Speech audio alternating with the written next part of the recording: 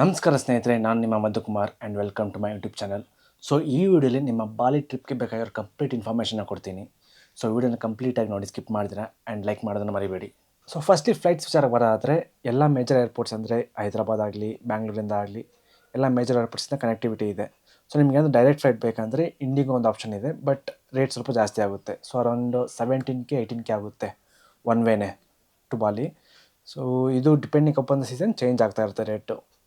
So ಇನ್ನು ನಿಮಗೆ ಬಜೆಟಲ್ಲಿ ಹೋಗ್ಬೇಕಂದ್ರೆ ಏರ್ ಏಷ್ಯಾ ಇದೆ, ಸೊ ಥಾಯ್ ಏರ್ ಏಷ್ಯಾ ಇದೆ, ಇನ್ನು ಕೋಲಾಲಂಪುರ್ ಮಲೇಷ್ಯಾ ಅವ್ರದ್ದು ಏರ್ ಏಷ್ಯಾ ಇದೆ. ಸೊ ಇದು ಯಾವ ಥರ ಅಂದರೆ ಕೋಲಾಲಂಪುರ ಲೇವರ್ ಇರುತ್ತೆ, ಅಲ್ಲಿಂದ ಬಾಲಿಗೆ ಹೋಗುತ್ತೆ, ಅಥವಾ ಬ್ಯಾಂಕಾಕಲ್ಲಿ ಲೇವರ್ ಇರುತ್ತೆ, ಅಲ್ಲಿಂದ ಹೋಗುತ್ತೆ. ಸೊ ನಾನು ಹೆಂಗಿದ್ರು ಮಲೇಷ್ಯಾಗೆ ಹೋಗ್ಬೇಕಾಯಿತು. ಸೊ ಅದಕ್ಕೆ ನಾನು ಮಲೇಷ್ಯಾಗೆ ಫ್ಲೈಟ್ ತೊಗೊಂಡು ಅಲ್ಲೊಂದು ಸ್ವಲ್ಪ ದಿನ ಇದ್ದು ಅಲ್ಲಿಂದ ಡೈರೆಕ್ಟ್ ಬಾಲಿಗೆ ಫ್ಲೈಟ್ ಬುಕ್ ಮಾಡಿದೆ. ಸೊ ಕೋಲಾಲಂಪುರಿಂದ ಬಾಲಿಗೆ ನನಗಾಗಿದ್ದು 4485. ಸೊ ನೀವು ಏನಾದರೂ ಮಲೇಷ್ಯಾ ಪ್ಲ್ಯಾನ್ ಇದ್ದರೆ ಫಸ್ಟ್ ಮಲೇಷ್ಯಾ ಅಥವಾ ಸಿಂಗಾಪುರ್ಗೆ ಹೋಗಿ ಸ್ವಲ್ಪ ದಿನ ಇದ್ದು ಅಲ್ಲಿ ಮುಗಿಸ್ಕೊಂಡು ನೆಕ್ಸ್ಟ್ ಅಲ್ಲಿಂದ ನೀವು ಬೇಕಾದರೆ ಬಾಲಿಗೆ ಹೋಗ್ಬೋದು. ಸೊ ಇನ್ನು ವೀಸಾ ವಿಚಾರಕ್ಕೆ ಬರೋದಾದರೆ ಬಾಲಿಗೆ ವೀಸಾ ಆನ್ ಅರೈವಲ್ ಆಪ್ಷನ್ ಇದೆ. ಸೊ ಮುಂಚೆನೇ ತಲೆ ಕೆಡ್ಸ್ಕೊಳ್ಳೋ ಅವಶ್ಯಕತೆ ಇಲ್ಲ. ಸೊ ವೀಸಾ ಆನ್ ಅರೈವಲ್ ಯಾವ ಥರ ಅಂದರೆ ಫ್ಲೈಟಿಂದ ಇಳಿದ ತಕ್ಷಣ ವೀಸಾ ಕೌಂಟರ್ಸ್ ಇರ್ತವೆ. ಸೊ ನೀವಲ್ಲಿ $35 ಪೇ ಮಾಡಬೇಕು. ಸೊ $35 ಅಂದರೆ ಆಲ್ಮೋಸ್ಟ್ 3000 ಚೇಂಜ್ ಆಗುತ್ತೆ. ಸೊ $35 ಪೇ ಮಾಡಿದ್ರೆ ನಿಮಗೆ ಒಂದು ಸ್ಟಿಕ್ಕರ್ ಕೊಡ್ತಾರೆ, ವೀಸಾ ಸ್ಟಿಕ್ಕರು. ಸೊ ಅದನ್ನು ಪಾಸ್ಪೋರ್ಟ್ ಮೇಲೆ ಅಂಟಿಸ್ತಾರೆ. ಸೊ ಅಷ್ಟೇ ನಿಮಗೆ ವೀಸಾ ಆನ್ ಅರೈವಲ್ ಸಿಗ್ದಂಗೆ. ಸೊ ಇದು ತುಂಬಾ ಸಿಂಪಲ್ ಇರುತ್ತೆ ಆಪ್ಷನ್ಸ್ ಎಲ್ಲ. ಆ್ಯಂಡ್ ಏರ್ಪೋರ್ಟ್ ಕೂಡ ತುಂಬಾ ಚೆನ್ನಾಗಿದೆ, ಎನ್ಗೋರಾ ಏರ್ಪೋರ್ಟು. ಆ್ಯಂಡ್ ಅಲ್ಲಿರೋ ಫೆಸಿಲಿಟೀಸ್ ಕೂಡ ತುಂಬಾ ಚೆನ್ನಾಗಿದೆ. ಸೊ ನಿಮಗೆ ಇಮಿಗ್ರೇಷನಲ್ಲಿ ನಾವು ಇಲ್ಲಿ ಯಾವ ಥರ ಆಫೀಸರ್ಸ್ ಇರ್ತಾರಲ್ಲ ಆ ಥರ ಆಫೀಸರ್ಸ್ ಎಲ್ಲ ಯಾರೂ ಇರೋಲ್ಲ. ಸೊ ಎಲ್ಲ ಆಟೋಮೇಟೆಡ್ ಪ್ರೊಸೀಜರ್ಸು. ಸೊ ನೀವು ಜಸ್ಟ್ ನಿಮ್ಮ ಪಾಸ್ಪೋರ್ಟ್ನ ಸ್ಕ್ಯಾನ್ ಮಾಡಬೇಕು, ಸ್ಕ್ಯಾನ್ ಮಾಡಿ ಅದೇ ಎಲ್ಲ ಸ್ಕ್ಯಾನ್ ಮಾಡುತ್ತೆ. ಸೊ ಎಂಟ್ರಿ ಅದೇ ಕೊಡ್ತಾ ಇರುತ್ತೆ. ಸೊ ಇಲ್ಲಿ ಇಮಿಗ್ರೇಷನ್ ಅಂತೂ ತುಂಬ ಬೇಗನೆ ಆಗೋಗುತ್ತೆ. ಆ್ಯಂಡ್ ಇಮಿಗ್ರೇಷನ್ ಕೌಂಟರ್ಸ್ ಅಂತೂ ತುಂಬಾ ಇದ್ದಾವೆ. ಸೊ ಬೇಗನೆ ಆಗುತ್ತೆ ಇಮಿಗ್ರೇಷನ್ ಅಂತೂ. ಸೊ ಇದೊಂದು ತುಂಬಾ ಈಸಿ ಪ್ರೊಸೆಸ್ಸು. ಸೊ ಇನ್ನೊಂದು ಇಂಪಾರ್ಟೆಂಟ್ ಪಾಯಿಂಟ್ ಏನಂದರೆ ಅಲ್ಲಿ ಇಂಡಿಯನ್ ರುಪೀಸ್ನ ಇಸ್ಕೊಳ್ಳಲ್ಲ ಅದಕ್ಕೆ. ಸೊ ಅದಕ್ಕೆ ಐದರ್ ಡಾಲರ್ಸ್ನ ಕ್ಯಾರಿ ಮಾಡಿ ಅಥವಾ ಇಂಡೋನೇಷ್ಯಾದ ರೂಪಾಯಿನ ಇಲ್ಲಿಂದನೇ ಕ್ಯಾರಿ ಮಾಡಿ ಸೊ ವೀಸಾ ತೊಗೊಳೋದಕ್ಕೆ. ಸೊ ನೆಕ್ಸ್ಟ್ ನಿಮಗೆ ಸಿಮ್ ಬೇಕಲ್ವಾ. ಸೊ ಸಿಮ್ಗೆ ನೀವು ಇಲ್ಲಿಂದನೇ ಈ ಸಿಮ್ ಬುಕ್ ಮಾಡ್ಕೊಬೋದು, ಥ್ರೂ ಕ್ಲೂಕ್ ಆ್ಯಪ್ನ ಬುಕ್ ಮಾಡ್ಕೊಬೋದು. ಸೊ ಲಿಂಕ್ನ ಡಿಸ್ಕ್ರಿಪ್ಷನಲ್ಲಿ ಕೊಟ್ಟಿರ್ತೀನಿ. ಸೊ ಅದನ್ನು ಚೆಕ್ಔಟ್ ಮಾಡಿ. ಸೊ ಜಸ್ಟ್ ನೀವು ಈ ಸಿಮ್ ಬುಕ್ ಮಾಡ್ತೀರಾ. ಸೊ ನೀವು ಹೋಗೋ ದಿನ ಅದನ್ನು ಆ್ಯಕ್ಟಿವೇಟ್ ಮಾಡಿಕೊಂಡ್ರೆ ಅಷ್ಟೇ. ಸೊ ಅಲ್ಲೋಗಿ ಆರಾಮಾಗಿ ಯೂಸ್ ಮಾಡ್ಕೊಬೋದು. ಆ್ಯಂಡ್ ಪ್ರೈಸಸ್ ಕೂಡ ಆಲ್ಮೋಸ್ಟ್ ಇಂಡಿಯನ್ ರೇಟ್ಸೇ ಇರುತ್ತೆ. ಸೊ ಅದರ ಬಗ್ಗೆ ಏನು ತಲೆ ಕೆಡ್ಸ್ಕೊಳೋಷ್ಟಿಲ್ಲ. ಸೊ ಈಗ ನಿಮಗೆ ವೀಸಾ ಸಿಕ್ತು, ಸಿಮ್ ಸಿಕ್ತು. ಈಗ ನೀವು ಏರ್ಪೋರ್ಟಿಂದ ನಿಮ್ಮ ಹೋಟೆಲ್ಗೆ ಹೋಗಬೇಕು. ಸೊ ಒಂದು ಏನಂದರೆ ಇಲ್ಲಿ ಮೆಟ್ರೋ ಆಪ್ಷನ್ಸ್ ಇಲ್ಲ. ನೀವು ಇದರ ಟ್ಯಾಕ್ಸಿ ಯೂಸ್ ಮಾಡಬೇಕು ಅಥವಾ ಪಬ್ಲಿಕ್ ಟ್ರಾನ್ಸ್ಪೋರ್ಟ್ ಅಂದರೆ ಬಸ್ಸಸ್ ಯೂಸ್ ಮಾಡಬೇಕು. ಸೊ ನನ್ನ ಕೇಳಿದರೆ ನೀವು ಇದರ ಕೂಟ ಅಥವಾ ಸೆಮಿನ್ಯಾಕಲ್ಲಿ ಉಳ್ಕೊಂಡ್ರೆ ಬೆಸ್ಟ್ ಅನ್ಬೋದು. ಬಿಕಾಸ್ ಕೂಟ ನಿಮಗೆ ಏರ್ಪೋರ್ಟಿಂದ ಒಂದು 3-4 ಕಿಲೋಮೀಟರ್ಸ್ ಹತ್ರನೇ ಇರುತ್ತೆ. ಸೊ ಹೋಟೆಲ್ಸ್ ಎಲ್ಲ ಅಲ್ಲೂ ತುಂಬಾ ಚೆನ್ನಾಗಿದ್ದಾವೆ. ಬೇಗ ನೀವು ಏರ್ಪೋರ್ಟಿಂದ ನಿಮ್ಮ ಸ್ಟೇಸ್ಗೆ ಹೋಗ್ಬೋದು.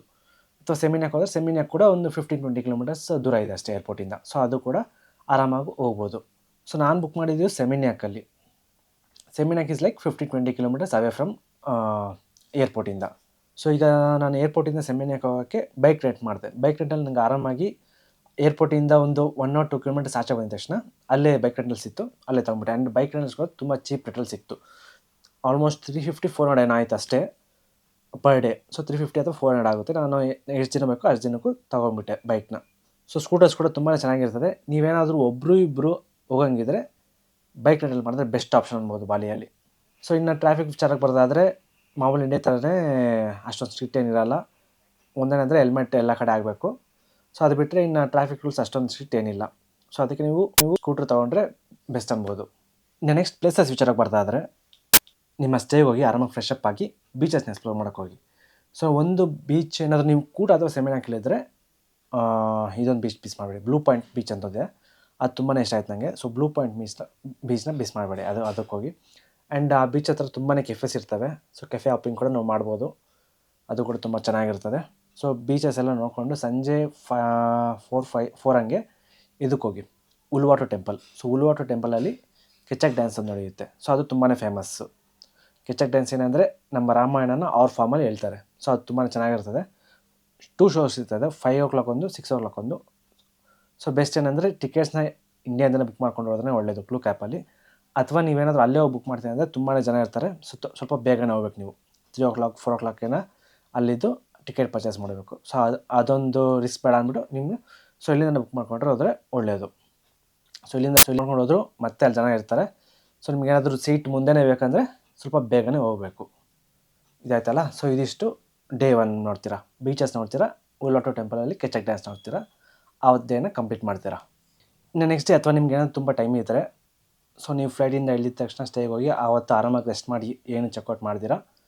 ಸೊ ನೆಕ್ಸ್ಟ್ ಡೇ ನೀವು ಕೂಟ ಮತ್ತು ಸೆಮಿನಾಕ್ನ ಎಕ್ಸ್ಪ್ಲೋರ್ ಮಾಡ್ಬೋದು. ಸೊ ಇಲ್ಲಾಂದರೆ ನೆಕ್ಸ್ಟ್ ಡೇ ಬೆಳಗ್ಗೆ ಬೇಗ ಅದು ಉಬ್ಬುದ ಕಡೆ ಹೋಗಿ. ಉಬ್ಬುದು ನಿಮಗೆ ಆಲ್ಮೋಸ್ಟ್ ಒಂದು 3 ಅವರ್ಸ್ ಏನೋ ಆಗುತ್ತೆ ಕೂಟ ಅಥವಾ ಸೆಮಿನಾಕಿಂದ. 2 ಅವರ್ಸ್ 3 ಅವರ್ಸ್ ಆಗುತ್ತೆ. ಬಟ್ ಪ್ಲೇಸ್ ಮಾತ್ರ ಅದ್ಭುತ ಅಂತ ಹೇಳ್ಬೋದು. And it is completely different from the ಕೂಟ ಅಥವಾ ಸೆಮಿನಾಕ್. ಸೊ ನಿಮ್ಗೆ ಇಲ್ಲೆಲ್ಲ ಬೀಚಸ್ ಇದ್ದರೆ ಅಲ್ಲಿ ನಿಮಗೆ ರೈಸ್ ಗಾರ್ಡನ್ಸು ಆ ಥರ, ಸೊ ಗ್ರೀನರಿ, ವಾಟರ್ಫಾಲ್ಸು ಆ ಥರ ಇರ್ತದೆ. ತುಂಬಾ ಚೆನ್ನಾಗಿರುತ್ತೆ ಉಬ್ಬುದು ಕೂಡ.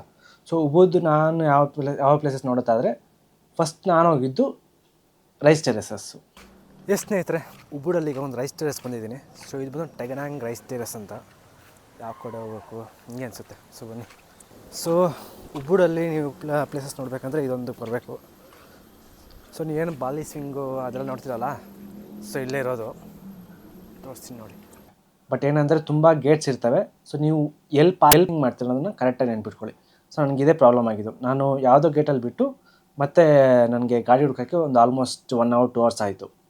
ಯಾವ ಗೇಟಲ್ಲಿ ಬಿಟ್ಟಿರೋದು ಮರ್ತೋಯ್ತು. ಸೊ ನಿಮಗೆ ಒಂದು ಒಂದೇ ರೋಡ್, ನಿಮಗೆ 2 ಇರುತ್ತೆ. ಸೊ 2 ರೋಡಲ್ಲಿ ಎಂಟ್ರಿ ಒಂದು ಕಡೆ ಇರುತ್ತೆ, ಎಕ್ಸಿಟ್ ಒಂದು ಕಡೆ ಇರುತ್ತೆ. ನೀವು ಯಾವ ಕಡೆ ಎಂಟ್ರಿ ಆಗ್ತೀರಿ, ಯಾವ ಕಡೆ ಎಕ್ಸಿಟ್ ಆಗುತ್ತೆ ಅನ್ನೋದು ಕನ್ಫ್ಯೂಷನ್ ಆಗುತ್ತೆ. ಸೊ ಅಲ್ಲಿ ನೀವು ಮರ್ತೋಗ್ತೀರಿ ಗಾಡಿಯಲ್ಲಿ ಬಿಟ್ಟಿದ್ದೀರ ಅನ್ನೋದು. ಸೊ ಅದನ್ನೊಂದು ನೆನ್ಪಿಟ್ಕೊಳ್ಳಿ. ರೈಸ್ ಟೆರೆಸ್ ಹತ್ರ ರೈಸ್ ಟೆರೆಸ್ ಬಿಟ್ಕೊಂಡು ನೆಕ್ಸ್ಟ್ ನಾನು ಹೊರಟಿದ್ದು ಒಂದು ಟೆಂಪಲ್ ಇದೆ, ತೀರ್ಥ ಎಂಪುರಂ ಅನ್ಕೊಂಡೆ. ಆ ತೀರ್ಥ ಎಂಪುರಂ ಟೆಂಪಲ್ ಇದೆ. ಸೊ ಇಲ್ಲಿ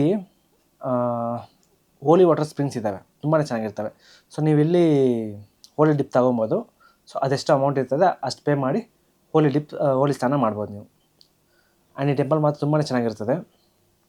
ಒಂದು ಕಡೆ ಫಿಶಸ್ ಎಲ್ಲ ಬಿಟ್ಟಿರ್ತಾರೆ. ಸೊ ಇನ್ನೊಂದು ಕಡೆ ಹೋಲಿ ವಾಟರ್ ಸ್ಪ್ರಿಂಗ್ಸ್ ಇರ್ತದೆ. ಸೊ ಅದೊಂದಿದೆ. ಮತ್ತು ನೀವೇನಾದರೂ ಈ ರೋಡಲ್ಲಿ ಹೋಗುವಾಗ ತುಂಬಾ ರೆಸ್ಟೋರೆಂಟ್ ಸಿಗ್ತವೆ. ಯಾವುದೋ ಅಂದರೆ ಸುತ್ತ ಪ್ಯಾಡಿ ಫೀಲ್ಡ್ಸ್ ಇರ್ತವೆ, ಮಧ್ಯದಲ್ಲಿ ಒಂದು ಕೆಫೇಸ್ ಅಥವಾ ರೆಸ್ಟೋರೆಂಟ್ಸ್ ಇರ್ತವೆ. ಅದಕ್ಕೆ ವಿಸಿಟ್ ಮಾಡಿ, ಒಂಥರ ತುಂಬ ಚೆನ್ನಾಗಿರ್ತದೆ. ಸೊ ಇನ್ನು ಉಬ್ಬುದಲ್ಲಿ ಇನ್ನೊಂದು ವಾಟರ್ಫಾಲ್ ಹೋಗ್ಬೇಕು ಅಂದ್ಕೊಂಡಿದ್ದೆ. ಬಟ್ ನಾನು ರಿವ್ಯೂಸ್ ಎಲ್ಲ ಚೆಕ್ ಮಾಡಿದಾಗ ತುಂಬಾ ಕ್ರೌಡೆಡ್ ಇರುತ್ತೆ, ರಿವ್ಯೂಸ್ ಏನು ಅಷ್ಟೊಂದು ಚೆನ್ನಾಗಿರಲಿಲ್ಲ. ಸೊ ಅದಕ್ಕೆ ನಾನು ಯಾವ್ದಾದ್ರು ಹಿಡ್ಡನ್ ಪ್ಲೇಸ್ ಹೋಗೋಣ ಅಂತ ಒಂದು ಚೆಕ್ ಮಾಡ್ತಿದ್ದೆ. ಸೊ ನಂಗೆ ಅಲ್ಲೊಂದು ಕಾಣಿಸಿದ್ದು, ಅಲ್ಲಿಂದ 30-40 ಉಬ್ಬುದಿಂದ ಒಂದು 30-40 ಕಿಲೋಮೀಟರ್ಸ್ ದೂರ ನಂಗೆ ವಾಟರ್ಫಾಲ್ಸ್ ಇದೆ ಅಂತ ಗೊತ್ತಾಯಿತು. ಸೊ ನಾನು ಅಲ್ಲಿಗೆ ಬೆಳಿಗ್ಗೆನೇ ಹೊರಟೆ ತುಂಬಾ ಖಾಲಿ ಇರುತ್ತಂತ. ಸೊ ಬೆಳಗ್ಗೆನೇ ಹೊರಟೆ. And this is one of the best waterfalls I have ever seen ಅಂತ ಹೇಳ್ಬೋದು. ಅಷ್ಟು ಸಖತ್ತಾಗಿತ್ತು ವಾಟರ್ಫಾಲ್ಸ್ ಮಾತ್ರ. ಆ್ಯಂಡ್ ಈ ಹೋಗೋ ದಾರಿ ಕೂಡ ತುಂಬ ಸೀನಿಕ್ ಆಗಿರುತ್ತೆ, ತುಂಬ ಎಂಜಾಯ್ ಮಾಡ್ತೀರಾ ವಾಟರ್ಫಾಲ್ನ. ಸೊ ನಿಮ್ಗೇನಾದ್ರು ಟೈಮ್ ಇದ್ದರೆ ಈ ನಂಗ್ನಂಗ್ ವಾಟರ್ಫಾಲ್ನ ಮಿಸ್ ಮಾಡಬೇಡಿ, ತುಂಬಾ ಚೆನ್ನಾಗಿರುತ್ತೆ. ಆಲ್ಮೋಸ್ಟ್ ಒಂದು 500 ಸ್ಟೆಪ್ಸ್ ಇಳ್ಕೊಂಡು ಹೋಗಬೇಕು. ಬಟ್ ವರ್ತ್ ಅನಿಸುತ್ತೆ ನಿಮ್ಗೆ ಅಲ್ಲಿ ಹೋದ್ಮೇಲೆ, ತುಂಬಾ ಚೆನ್ನಾಗಿರುತ್ತೆ. ಸೊ ಇದೊಂದು ವಾಟರ್ಫಾಲನ್ನ ಮಿಸ್ ಮಾಡಬೇಡಿ. ಮತ್ತು ನಿಮಗೆ ಇನ್ನೊಂದು ಮಂಕಿ ಫಾರೆಸ್ಟ್ ಅಂತ ಇದೆ ಉಬ್ಬುದಲ್ಲೇ. ಸೊ ಅದು ಕೂಡ ಹೋಗ್ಬೋದು ನೀವು. ಇದಿಷ್ಟು ಉಬ್ಬುದಾದರೆ ಇನ್ನು ನೆಕ್ಸ್ಟ್ ನೀವು ವಿಸಿಟ್ ಮಾಡಬೇಕಾಗಿರೋದು ಚಾಂಗು ಕೂಡ ಇಲ್ಲಿಂದ ಆಲ್ಮೋಸ್ಟ್ ಒಂದು 2 hours 3 hours ಆಗುತ್ತೆ. ಸೊ ಚಾಂಗು ಯಾವ್ದಾರು ಅಂದರೆ it is one of the most happening place ಬಾಲಿಯಲ್ಲಿ. ಆ್ಯಂಡ್ ನೀವೇನಾದರೂ ಪಾರ್ಟಿ ಕಲ್ಚರ್ ತುಂಬಾ ಲೈಕ್ ಮಾಡೋದಾದರೆ ಚಾಂಗು ಇಸ್ ದ ನಿಮಗೆ ಹೇಳಿ ಮಾಡಿಸಿದ ಪ್ಲೇಸು. ಆ್ಯಂಡ್ ಇಲ್ಲಿ one of the most famous Finns beach club ಕೂಡ ಇದೆ. ಇಲ್ಲ ನಿಮಗೆ ಬೀಚ್ ಕ್ಲಬ್ಸ್ ಎಲ್ಲ ಏನು ಬೇಡ ಅಂದರೆ, ಸೊ ನೀವು ಸರ್ಫಿಂಗ್ ಟ್ರೈ ಮಾಡ್ಬೋದು. ನೀವೇನಾದರೂ ಅಡ್ವೆಂಚರ್ ಲೈಕ್ ಮಾಡಿದರೆ ಸರ್ಫಿಂಗ್ ಟ್ರೈ ಮಾಡ್ಬೋದು. ಸರ್ಫಿಂಗ್ ಚೆನ್ನಾಗಿರುತ್ತೆ ಚಾಂಗು ಅಲ್ಲಿ. ಮತ್ತು ನೀವೇನಾದರೂ ಇಲ್ಲ ಸರ್ಫಿಂಗು ಬೇಡ ಅಂದರೆ ತಾನಾಲೋಟ್ ಒಂದು ಟೆಂಪಲ್ ಇದೆ, ಇದನ್ನು ವಿಸಿಟ್ ಮಾಡಿ. ಸನ್ಸೆಟ್ಗೆ ಹೋಗಿ, ಸನ್ಸೆಟ್ ಕೂಡ ತುಂಬಾ ಚೆನ್ನಾಗಿರುತ್ತದೆ ತಾನಾಲೋಟ್ ಟೆಂಪಲಿಂದ. ಓಕೆ, ಸೊ ಇದಿಷ್ಟು ಚಾಂಗು ಎಲ್ಲ ಮುಗಿಸ್ಕೊಂಡು ನೀವು ನೆಕ್ಸ್ಟ್ ವಾಪಸ್ಸು ಕೂಟ ಅಥವಾ ಸೆಮಿನ್ಯಾಕ್ ಬನ್ನಿ. ಕೂಟ ಅಥವಾ ಸೆಮಿನ್ಯಾಕಿಂದ ನೂಸಾ ಪೆನಿಡಾಗೆ ಹೋಗಿ. ನೂಸಾ ಪೆನಿಡಾಗೆ ನೀವು ಒಬ್ಬರು ಹೋಗೋಕ್ಕಾಗಲ್ಲ. So it's a group trip. So Nusa Penida ಇದೊಂಥರ ಯಾವ ಥರ ಅಂದರೆ ಹೈಲ್ಯಾಂಡ್ ಹಾಪಿಂಗ್. ನಿಮ್ಗೆ ಯಾವ ಥರ ಫಿಫಿ ಐಲ್ಯಾಂಡ್ಸ್ ಹೈಲ್ಯಾಂಡ್ ಹಾಪಿಂಗ್ ಎಲ್ಲ ಇದೆಯಲ್ಲ ಫುಕೆಟಲ್ಲಿ, ಸೊ ಅದೇ ಥರ ಬಾಲಿಯಿಂದ ನೂಸಾ ಪೆನಿಡಾಗೆ ನಿಮಗೆ ಇದರಲ್ಲಿ ಕರ್ಕೊಂಡು ಹೋಗ್ತಾರೆ, ಯಾಟಲ್ಲಿ. ಸೊ ಇದಕ್ಕೆ ನೀವು ಪ್ರೈವೇಟ್ ಟೂರ್ ಬುಕ್ ಮಾಡಬೇಕಾಗುತ್ತೆ, ಅಥವಾ ನೀವು ಗ್ರೂಪ್ ಟ್ರಿಪ್ ಏನಾದರೂ ಬುಕ್ ಮಾಡ್ಕೊಬೇಕು. ಸೊ ಇದು ಆಲ್ಮೋಸ್ಟ್ ಒಂದು 3000 ಮೇಲೇ ಆಗುತ್ತೆ. ನೀವೇನಾದರೂ ಇಂಟ್ರೆಸ್ಟ್ ಇದ್ದರೆ ನೂಸಾ ಪೆನಿಡಾಗೆ ಹೋಗ್ಬೋದು. ಇದು ನೂಸಾ ಪೆನಿಡಾಗೆ ಅಂದರೆ ನೀವೇನಾದರೂ ಪ್ರೈವೇಟ್ ಬುಕ್ ಮಾಡಿದ್ರೆ ಅವರೇ ಬಂದು ಪಿಕಪ್ ಮಾಡಿಕೊಂಡು ಹಾರ್ಬರ್ಗೆ ಹೋಗಿ ಅಲ್ಲಿಂದ ಬೋಟಲ್ಲಿ ಕರ್ಕೊಂಡು ಹೋಗ್ತಾರೆ. ಇಲ್ಲ ಅಂದರೆ ನೀವು ಹಾರ್ಬರ್ಗೆ ಹೋಗಬೇಕು, ಅಲ್ಲಿ ಬುಕ್ ಮಾಡಿಕೊಂಡು ಅಲ್ಲಿಂದ ಬೋಟಲ್ಲಿ ಕರ್ಕೊಂಡೋಗಿ ಇಟ್ಸ್ ಅ 1 day ಔಟಿಂಗ್ ಅನ್ಬೋದು. ಸೊ ಇನ್ನೊಂದು ನನ್ನ ಸಜೆಷನ್ ಅಂದರೆ, ಬಾಲಿಯಲ್ಲಿ ಒಂದು ಐಕಾನಿಕ್ ಪ್ಲೇಸ್ ಇದೆ ಅಲ್ವಾ, ಸೊ ಎಲ್ಲಿ ಎಲ್ಲರೂ ಫೋಟೋ ತೊಗೊತಾರೆ, ಸೊ ಆ ಪ್ಲೇಸ್ಗೆ ಮಾತ್ರ ಹೋಗಬೇಡಿ. ನೀವೇನಾದರೂ ಹೋದರೆ ಆ ಒಂದು ಪಿಕ್ಚರ್ಗೋಸ್ಕರ ನೀವು 3-4 ಅವರ್ಸ್ ವೆಯ್ಟ್ ಮಾಡಬೇಕು ಕ್ಯೂ ಅಲ್ಲಿ. ಸೊ ನಾನು ಹೇಳೋದೇನೆಂದರೆ ಅದಕ್ಕೆ ಹೋಗಬೇಡಿ. ಸೊ ನಿಮಗೆ ಅದೇ ಥರ ಅದೇ ಡಿಸೈನ್ಸಲ್ಲಿ ನೀವೆಲ್ಲ ಬಾಲಿ ಎಲ್ಲ ಕಡೆ ಸಿಗ್ತವೆ. ಸೊ ಎಲ್ಲಿ ಬೇಕಾದರೂ ಫೋಟೋ ತೊಗೊಬೋದು. ಸೊ ನೀವು ಅದಕ್ಕಂತ ಫೋಟೋಗಂತಲೇ ಅಲ್ಲಿಗೆ ಹೋಗೋದು ತುಂಬಾ ವೇಸ್ಟ್ ಅನಿಸುತ್ತೆ ನಿಮಗೆ.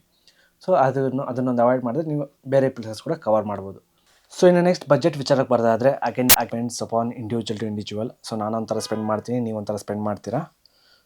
ಸೊ ನಾನೇನು ಹೇಳ್ದಂದರೆ ಒಂದು ರಫ್ ಎಸ್ಟಿಮೇಟ್ ಹಾಕ್ಕೊಳ್ಳಿ. ಸೊ ಒಂದು ರಫ್ ಎಸ್ಟಿಮೇಟ್ ಹಾಕ್ಕೊಂಡು ನಿಮ್ಗೆ ಇಷ್ಟು ಖರ್ಚಾಗೋದಂತ ನೋಡಿಕೊಂಡು ಕ್ಯಾಶ್ ಡ್ರಾ ಮಾಡುವಾಗ ಆಲ್ಮೋಸ್ಟ್ ಎಲ್ಲ ಅಮೌಂಟ್ನ ಒಂದೇ ಸಲ ಡ್ರಾ ಮಾಡೋದನ್ನು ನೋಡ್ಕೊಳ್ಳಿ. ಬಿಕಾಸ್ ನೀವು ಪ್ರತಿ ಸಲ ಡ್ರಾ ಮಾಡಿದಾಗ ಅಮೌಂಟು ನಿಮ್ಗೆ ಅಷ್ಟೇ ಒಂದು ಅಡಿಷ್ನಲ್ ಚಾರ್ಜಸ್ ಕೂಡ ಕಟ್ಟಾಗುತ್ತೆ.